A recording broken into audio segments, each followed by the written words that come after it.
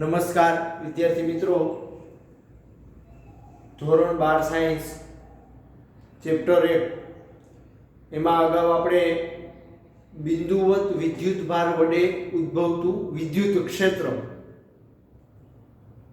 બિંદુવત વિદ્યુત ભાર વડે ઉદ્ભવતું વિદ્યુત ક્ષેત્ર, પછી બિંદુવત વિદ્યુત ભાર હોય એનું વિદ્યુત ક્ષેત્ર કેવી રીતે પથરાયેલું હોય એની આપણે અગાઉના લેક્ચરમાં ચર્ચા કરી છે, સમજૂતી મેળવી છે અને સૂત્ર પણ આપણે તાર્યું છે. એનાથી આગળની આપણી થિયરી છે વિદ્યુત ભારોના તંત્રને લીધે. જો હવે આખું વિદ્યુત ભારોનું તંત્ર છે એને લીધે ઉદ્ભવતું વિદ્યુત ક્ષેત્ર. તો આમાં આપણે શું વિચારવાનું થાય? તો એક તો આપણે વિદ્યુત ભારોનું તંત્ર વિચારવું પડે. જેવી રીતે હું એમ કહું કે અહીંયા માનો કે કોઈ Q1 વિદ્યુત ભાર છે,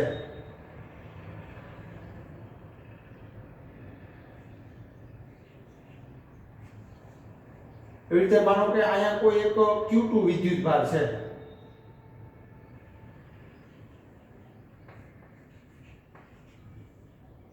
અહીંયા માનો કે કોઈ એક Q3 વિદ્યુત ભાર છે,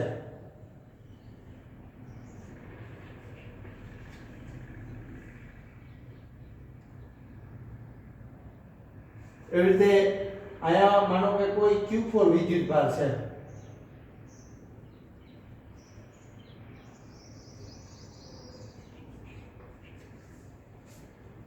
વિદ્યાર્થી મિત્રો, આપણે અવકાશમાં વિચારીએ કે અહીંયા કોઈ એક Q1 વિદ્યુત ભાર છે, અહીંયા માનો કે કોઈ Q2 વિદ્યુત ભાર છે, અહીંયા Q3 વિદ્યુત ભાર છે અને અહીંયા Q4 વિદ્યુત ભાર છે. તો આપણું વિદ્યુત ભારોનું આખું તંત્ર થયું છે.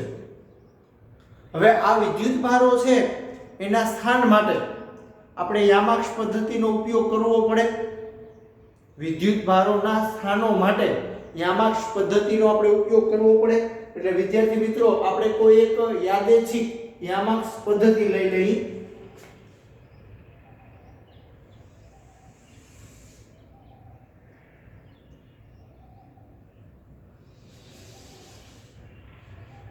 આ માનો કે x અક્ષ છે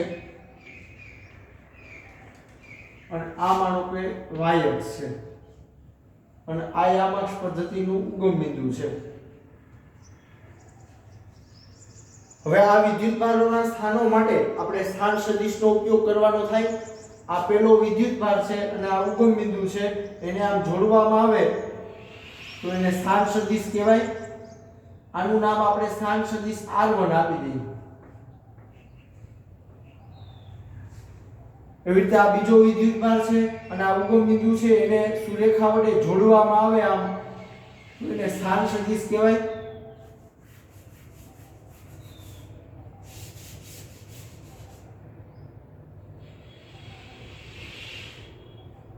આ રીતે આનું નામ આપણે સ્થાન સદિશ R2 આપી દઈએ. એવી રીતે આ ત્રીજો વિદ્યુત ભાર છે એના સ્થાન માટે આપણે સ્થાન સદિશ R3 નામ આપી દઈએ. એવી રીતે આ Q4 વિદ્યુત ભાર છે તો એના સ્થાન માટે સ્થાન સદિશ Rn આપણે કહી દઈએ R4.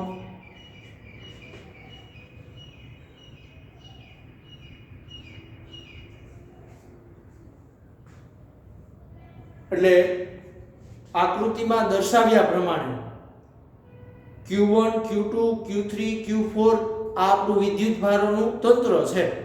હવે એના સ્થાન માટે આપણે કોઈ એક યામાક્ષ પદ્ધતિ લઈ લીધી છે. તો પેલો વિદ્યુત ભાર છે તો એના સ્થાન માટે આપણે સ્થાન સદિશ R1 કીધું છે, બીજા વિદ્યુત ભારના સ્થાન માટે આપણે સ્થાન સદિશ R2 કીધું છે, ત્રીજા વિદ્યુત ભારના સ્થાન માટે આપણે સ્થાન સદિશ R3 કીધું છે અને Q4 વિદ્યુત ભાર છે એના સ્થાન માટે આપણે R4 સ્થાન સદિશ R4 નામ આપ્યું છે. હવે આપણે વિચારવાનું શું છે તો કે અહીંયા કોઈ એક બિંદુ P છે,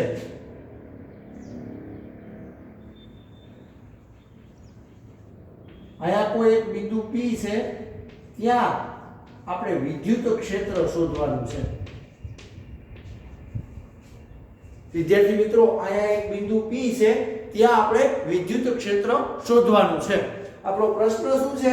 વિદ્યુત ભારોના તંત્રને લીધે. જો આ વિદ્યુત ભારોનું આપણું તંત્ર છે, બરોબર. અગાઉ પણ મેં વાત કરી છે કે તંત્ર છે એમાં એક વિદ્યુત ભાર ન હોય, ઘણા બધા વિદ્યુત ભારો ભેગા થાય પછી આપણું આખું તંત્ર બને. એટલે આ આપણું વિદ્યુત ભારોનું તંત્ર છે, એના લીધે અહીંયા બિંદુ P મેં બતાવ્યું છે ત્યાં આપણે વિદ્યુત ક્ષેત્ર શોધવાનું છે. હવે આ વસ્તુ છે, બરોબર. આ જે આકૃતિ મેં દોરી તો એનું લખાણ કેવી રીતે આવે? આકૃતિ જે આપણે દોરી એનું લખાણ કેવી રીતે આવે? તો કે આકૃતિમાં દર્શાવ્યા પ્રમાણે Q1, Q2, Q3, Q4 ના સ્થાન સદિશો અનુક્રમે R1, R2, R3 અને R4 છે.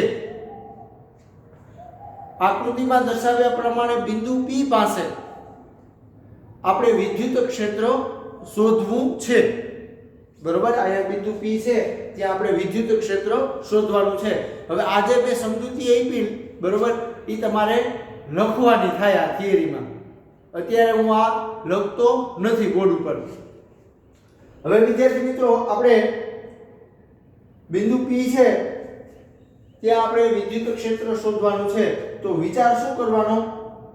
તો કે પહેલા તો આપણે એ વિચારવું પડે કે આ Q1 વિદ્યુત ભાર છે, આ Q1 વિદ્યુત ભાર, એના લીધે અહીંયા વિદ્યુત ક્ષેત્ર હશે, બરોબર. વિદ્યાર્થી મિત્રો, અગાઉ આપણે શીખી ગયા કે આપણો વિદ્યુત ભાર હોય એની આજુબાજુ વિદ્યુત ક્ષેત્ર પથરાયેલું હોય છે. વિદ્યુત ભારની આજુબાજુ ઓટોમેટિક વિદ્યુત ક્ષેત્ર પથરાયેલું હોય છે. હવે આ એક વિદ્યુત ભાર છે તો એના લીધે બિંદુ P પાસે વિદ્યુત ક્ષેત્ર કેટલું છે, બરોબર, એ આપણે જાણવું છે. તો આપણે અગાઉની થિયરી છે યાદ કરી. અગાઉની થિયરીમાં આપણે શું શીખ્યા? તો કે આવી કોઈ એક યામાક્ષ પદ્ધતિ છે.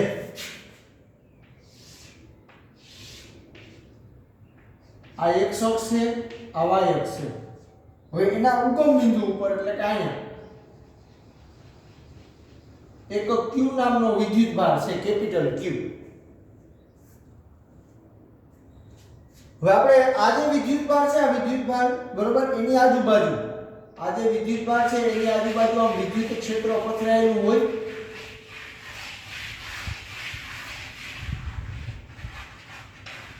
આ રીતે આ વિદ્યુત ભાર છે તો આજુબાજુ વિદ્યુત ક્ષેત્ર પથરાયેલું હશે. હવે અહીંયા કોઈ એક બિંદુ P છે, ત્યાં આપણે વિદ્યુત ક્ષેત્ર શોધવું છે, બરોબર. આ વિદ્યુત ભાર છે એની આજુબાજુ વિદ્યુત ક્ષેત્ર ઓટોમેટિક પથરાયેલું હોય. અહીંયા બિંદુ P છે, અહીંયા આપણે વિદ્યુત ક્ષેત્ર શોધવું છે. તો આપણે શું કરવું પડે? તો કે વિદ્યુત ક્ષેત્રની હાજરી છે કે નહીં એ તપાસવા માટે પરીક્ષણ વિદ્યુત ભાર લેવો પડે. આપણે આમ અનંત અંતરેથી આમ પરીક્ષણ વિદ્યુત ભાર અહીં ગોઠવવો પડે. એટલે આપણો જે આ પરીક્ષણ વિદ્યુત ભાર છે અહીંયા આપણે પરીક્ષણ વિદ્યુત ભાર લેવો પડે. એનું નામ સ્મોલ q આપી દઉં.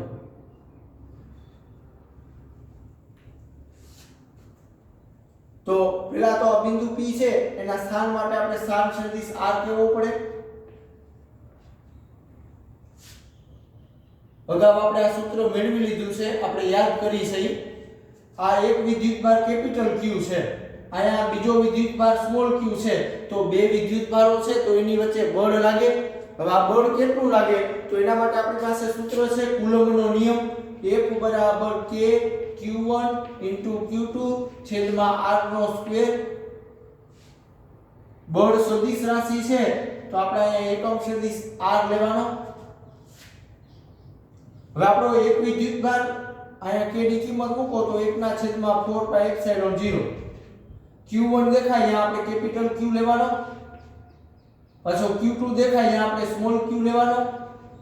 છેદમાં આ અંતર બે વિદ્યુત ભારો વચ્ચેનું અંતર એટલે r, એટલે r નો વર્ગ અને એકમ સદિશ r. આટલું બળ લાગે. હવે આપણે શોધવાનું છે વિદ્યુત ક્ષેત્ર. તો આપણી પાસે વિદ્યુત ક્ષેત્રનું સૂત્ર છે E બરાબર F ના છેદમાં Q. તો આ F છે એની આપણે કિંમત લેવાની થાય 1/4πε0 Q ઇન્ટુ સ્મોલ ક્યુ છેદમાં r નો વર્ગ અને એકમ સદિશ r ના છેદમાં આ સ્મોલ ક્યુ, આ ક્યુ અને આ ક્યુ કેન્સલ એટલે 1 ના છેદમાં 4 પાઈ એપ્સિલોન 0 ક્યુ ના છેદમાં r નો વર્ગ અને એકમ સદિશ r આટલું વિદ્યુત ક્ષેત્ર હોય. આપણો q વિદ્યુતભાર છે ત્યાંથી r અંતરે આ જે બિંદુ p છે ત્યાં વિદ્યુત ક્ષેત્ર કેટલું હોય તો કે 1 ના છેદમાં 4 પાઈ એપ્સિલોન 0 q ના છેદમાં r નો વર્ગ અને એકમ સદિશ r. એ જ વસ્તુ અહીં વિચારવાની થાય. આ q1 વિદ્યુતભાર છે, જો અહીંયા કેપિટલ q વિદ્યુતભાર હતો, કેપિટલ q વિદ્યુતભાર, એને બદલે અહીંયા સ્મોલ q1 વિદ્યુતભાર છે. સ્મોલ q1 વિદ્યુતભાર છે એના લીધે બિંદુ p પાસે વિદ્યુત ક્ષેત્ર આપણે જાણવું છે. તો આ વિદ્યુત ક્ષેત્ર છે બરોબર, એ કઈ દિશામાં હશે તો આપણે જોઈ શકીએ કે આ વિદ્યુતભાર ધન છે અને અહીંયા આપણે પરીક્ષણ વિદ્યુતભાર લેવો પડશે.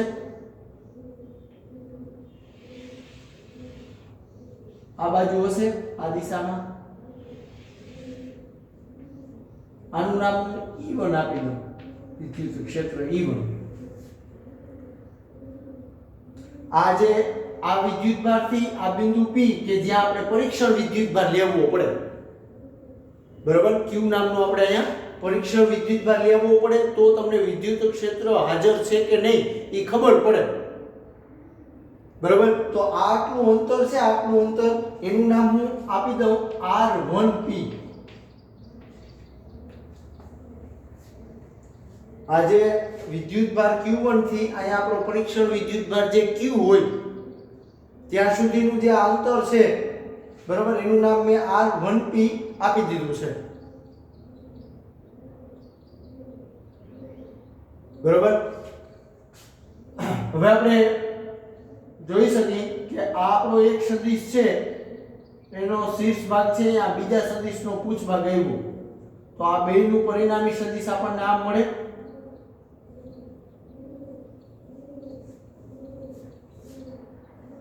બેયનો પરિણામી સદિશ આપણને આ રીતે મળશે. એટલે વિદ્યાર્થી મિત્રો અહીંયા આ જે q1 વિદ્યુતભારને લીધે ઉદ્ભવતું વિદ્યુત ક્ષેત્ર સૌથી પહેલા આપણે લખવું પડે. અહીંયા હું આ સૂત્ર છે એ અલગ લખી નાખું. E બરાબર 1 ના છેદમાં 4 પાઈ એપ્સિલોન 0 q ના છેદમાં r નો વર્ગ અને એકમ સદિશ r.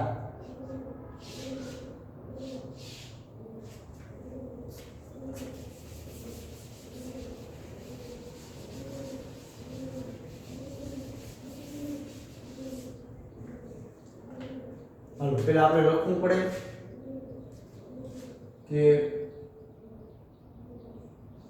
q1 વિદ્યુતભારને લીધે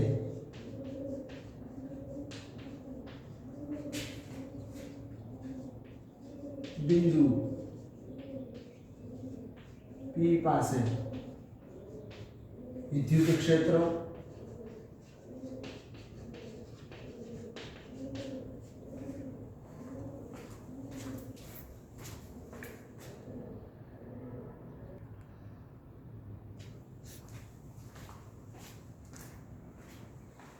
હવે એનું નામ આપણે E1 આપી દઈએ.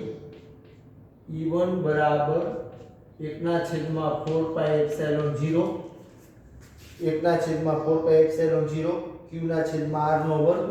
એટલે અહીંયા આપણો વિદ્યુતભાર q1 છે, જો કેપિટલ q હતો અહીંયા કેપિટલ q છે એટલે બદલે આપણે અહીંયા q1 છે, તો q1 ના છેદમાં આ અંતર છે, આ અંતર એનું નામ મેં R1P આપ્યું છે, તો R1P નો વર્ગ અને એકમ સદિશ R1P એટલું આવશે.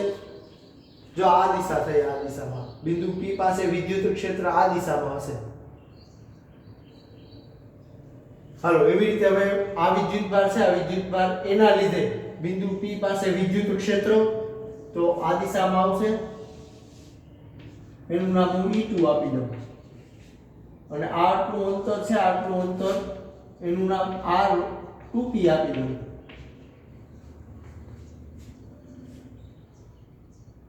તો એના માટે આપણે આના ગણતરી કરવાની થાય Q2 વિદ્યુત ભારને લીધે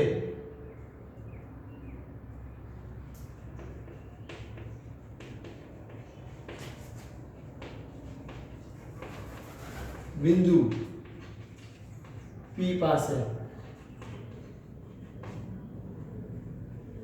વિદ્યુત ક્ષેત્ર એનું નામ હું આપી દઉં E2 બરાબર 1/4 પાઈ એપ્સિલોન 0.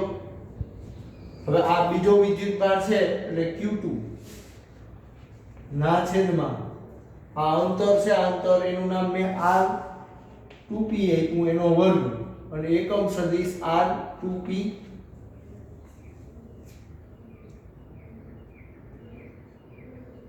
એવી રીતે વિદ્યાર્થી મિત્રો આ Q3 વિદ્યુત ભાર છે, આ Q3 વિદ્યુત ભાર એને લીધે પણ આ વિદ્યુત ક્ષેત્ર હશે. તો એના માટે આપણે આમ દર્શાવી, એનું નામ આપણે E3 આપી દઈએ, એ વિદ્યુત ક્ષેત્રનું. અને આ અંતર છે, આટલું અંતર, એનું નામ R3p આપી દઈએ. તો આ Q3 વિદ્યુત ભાર છે એને લીધે બિંદુ P પાસે વિદ્યુત ક્ષેત્ર છે એ પાછું આ દિશામાં હશે. તો અહીં આપણે લખવું પડે કે Q3 વિદ્યુત ભારને લીધે બિંદુ P પાસે વિદ્યુત ક્ષેત્ર. તો એનું નામ આપણે E3 આપી દઈએ. E3 બરાબર 1/4 પાઈ એપ્સિલોન 0 વિદ્યુત ભાર આપણો છે Q3 છેદમાં R3p નો વર્ગ અને એકમ સદિશ R3p.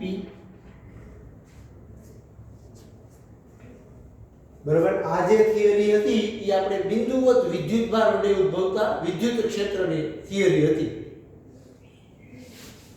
હજી એનાથી આપણે આગળ વિચારી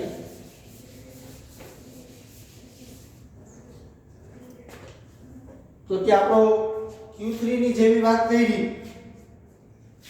Q3 માટે આપણે જેવી વાત કરી એવી જ વાત આપણે Q4 માટે કરવાની થાય. Q4 વિદ્યુત ભાર વડે બિંદુ P પાસે વિદ્યુત ક્ષેત્ર એનું નામ આપણે E4 આપી દઈએ. તો 1/4 પાઈ એપ્સિલોન 0 Q4 ના છેદમાં R4p નો વર્ગ અને એકમ સદિશ R4p. વિદ્યાર્થી મિત્રો અહીંયા તમે જોઈ શકો કે આ Q4 વિદ્યુત ભાર છે એને લીધે પણ આ વિદ્યુત ક્ષેત્ર હશે. કઈ દિશામાં હશે તો કે આપણે દર્શાવવું હોય તો આમ આવશે.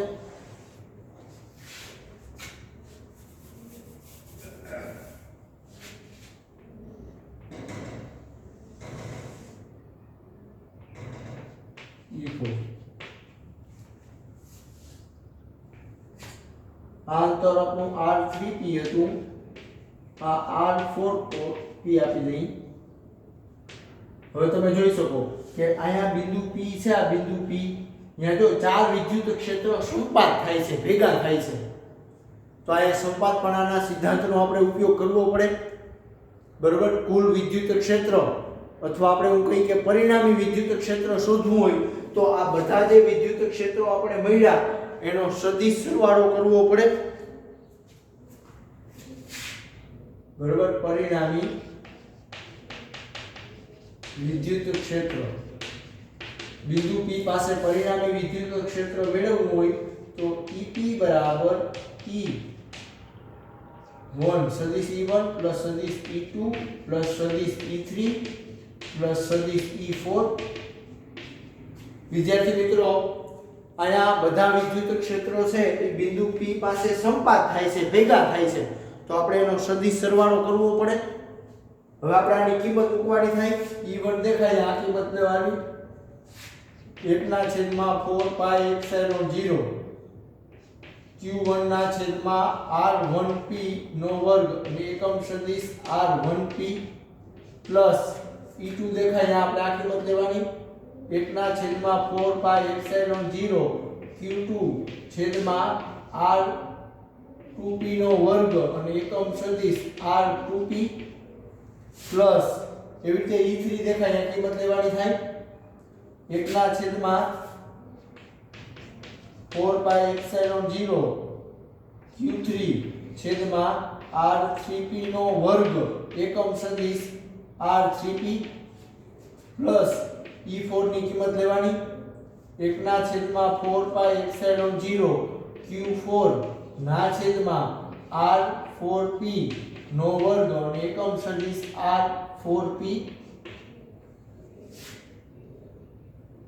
હજી આનાથી આગળ તમારે સાદુરૂપ આપવું હોય તો પણ તમે આ સાદુરૂપ આપી શકો 1 ના છેદમાં 4 પાઈ એપ્સિલોન 0 કોમન લઈ લેવાનું બરોબર અને વ્યાપક સૂત્ર લખવું હોય તો પણ તમે આનું લખી શકો વ્યાપક સૂત્ર લખવું હોય તો પેલા 1 ના છેદમાં 4 પાઈ એપ્સિલોન 0 બધા પદમાં આવે છે જો તો એને આપણે સામાન્ય લઈ લઈએ પછી આ સરવાળો છે સરવાળો તો આપણે સિગ્મા નો ઉપયોગ કરવાનો થાય I બરાબર 1 થી n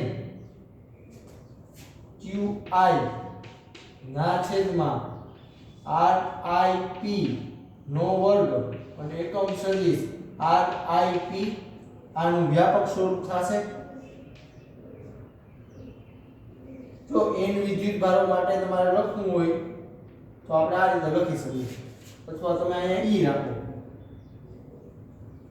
બરાબર સરવાળો છે આ સરવાળો એટલે આપણે સિગ્મા નો ઉપયોગ કર્યો i બરાબર 1 થી ક્યાં સુધી n સુધી જો તંત્રમાં n વિદ્યુત ભારો હોય તો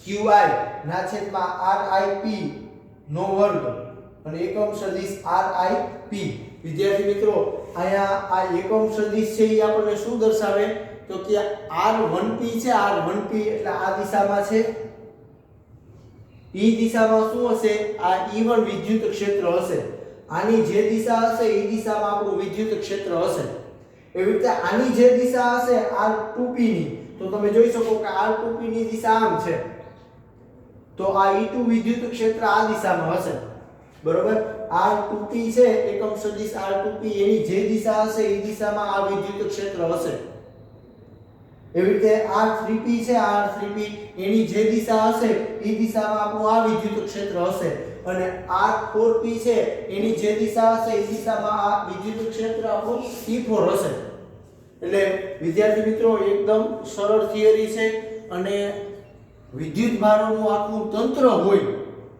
અને પછી કોઈ એક બિંદુએ વિદ્યુત ક્ષેત્ર શોધવું હોય બરોબર વિદ્યુત ભારોનું આપણું આ તંત્ર હતું એના લીધે આ બિંદુ P પાસે વિદ્યુત ક્ષેત્ર કેટલું હોય એ શોધવા માટેનું આ વ્યાપક સૂત્ર થયું અગાઉ પણ મેં તમને વાત કરી છે કે વિદ્યુત ક્ષેત્ર સદિશ રાશિ છે બરોબર બળ જે દિશામાં લાગતું હોય એ દિશામાં આપણું વિદ્યુત ક્ષેત્ર હોય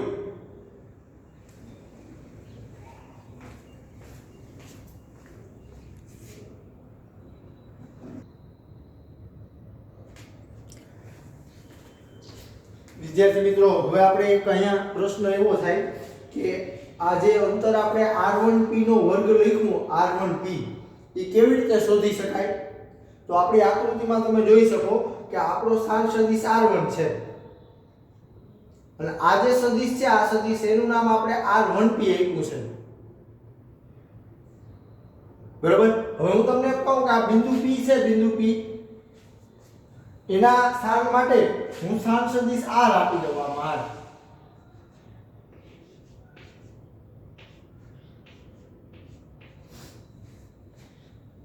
બિંદુ P છે બરોબર એનું ઉગમ બિંદુથી સ્થાન આપણે સ્થાન સદિશ r કીધું તો તમે અહીંયા જોઈ શકો કે આ એક સદિશ છે આ એક સદિશ એનો શીર્ષ ભાગ છે ત્યાં આ બીજા સદિશનો પૂછ ભાગ આવ્યો એટલે આ બે સદિશનો સરવાળો આ પરિણામી સદિશ બરાબર હોય છે બે સદિશોના સરવાળાની રીતનો ઉપયોગ કરી અને તમે સદિશ r1p શોધી શકો બરાબર કઈ રીતે તો અહીંયા તમે જોઈ શકો કે આ r1 છે સદિશ r1 પ્લસ આ બીજો સદિશ આપણે નામ આપ્યું છે R1P બરાબર આ પરિણામી સદિશ R હોય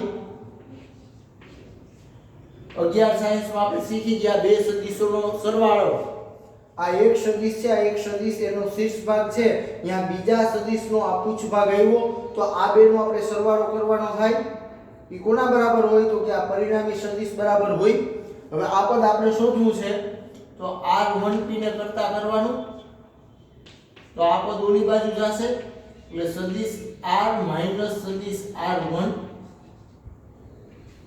આ રીતે તમે સદિશ R1P શોધી શકો સદિશ R2P પણ શોધી શકો વિદ્યાર્થી મિત્રો આનાથી આગળની આપણી થિયરી છે વિદ્યુત ક્ષેત્રનો ભૌતિક અર્થ આનાથી આગળની આપણે થિયરી છે વિદ્યુત ક્ષેત્રનો ભૌતિક અર્થ બરોબર આ થિયરી છે એ આપણે વિદ્યુત ક્ષેત્રની જે સમજૂતી એવી એમાં જ આવી જાય છે બરોબર વિદ્યુત ક્ષેત્ર છે એની જે મેં આગળના લેક્ચરોમાં જે સમજૂતી આપી છે એમાં જ મોટા ભાગના મુદ્દાઓ છે એ આવી જાય છે એટલે તમે વાંચશો તો પણ એમાં સમજાશે બરોબર થોડુંક વધારે એમાં વિચારવાનું એવું કીધું છે કે આપણો વિદ્યુતભાર છે વિદ્યુતભાર એ ગતિ કરે તો શું થાય જેવી રીતે આપણે એમ કહીએ કે ઇલેક્ટ્રોન છે એ વાહક તારમાં ગતિ કરે તો શું થાય તો કે વિદ્યુત પ્રવાહનું નિર્માણ થાય વિદ્યુત પ્રવાહનું નિર્માણ થાય તો આજુબાજુ ચુંબકીય ક્ષેત્ર ઉત્પન્ન થાય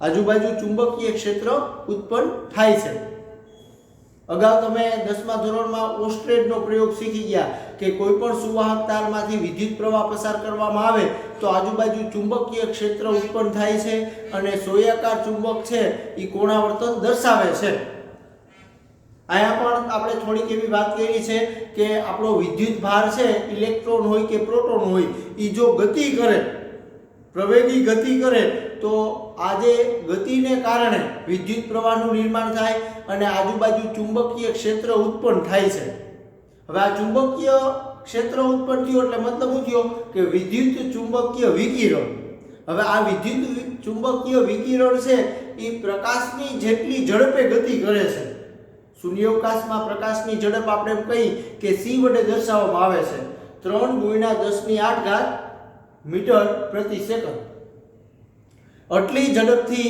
આપણા વિદ્યુત ચુંબકીય તરંગો ગતિ કરતા હોય છે બરાબર એટલે આજે વિદ્યુત ક્ષેત્રનો ભૌતિક અર્થ છે એ તમે વાંચજો તો પણ તમને સમજાશે